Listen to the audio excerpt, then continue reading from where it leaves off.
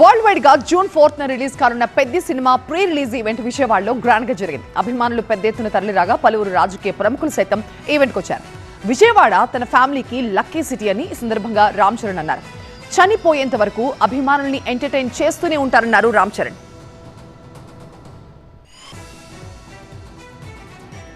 ఇది మా luckiest city.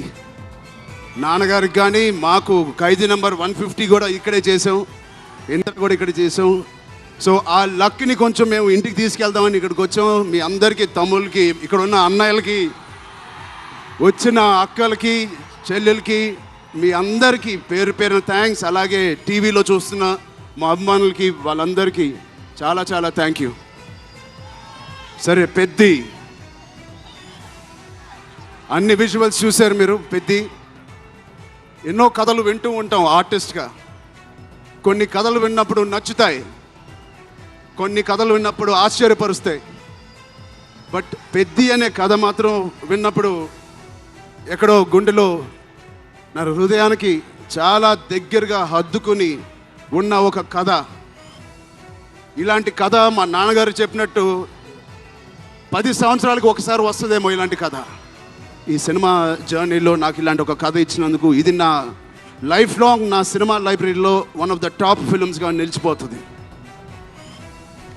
ఇటు సినీ పరిశ్రమను ఏపీకి ఆహ్వానిస్తోంది అన్నారు మంత్రి కందుల దుర్గేష్. సినిమా పరిశ్రమ అభివృద్ధికి ప్రభుత్వం కట్టుబడి ఉందని చెప్పారు.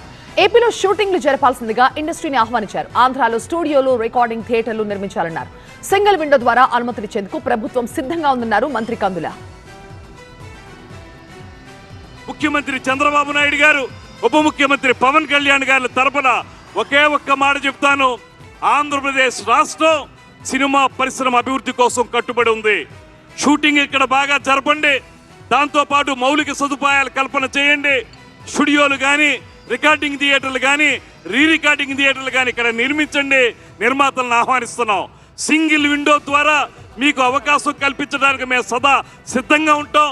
మీరు ఇక్కడ షూటింగ్లతో పాటు మౌలిక సదుపాయాలు కల్పన చేస్తే స్థానిక ప్రతిభను కూడా మనం వాడుకున్నట్టు అవుతుందనేటువంటి మాటను కూడా మరొక్కసారి తెలియజేస్తూ, ఇంత మంచి కార్యక్రమంలో పాలుపంచుకునేటువంటి అవకాశం కల్పించిన మీ అందరికీ కూడా ధన్యవాదాలు తెలియజేస్తూ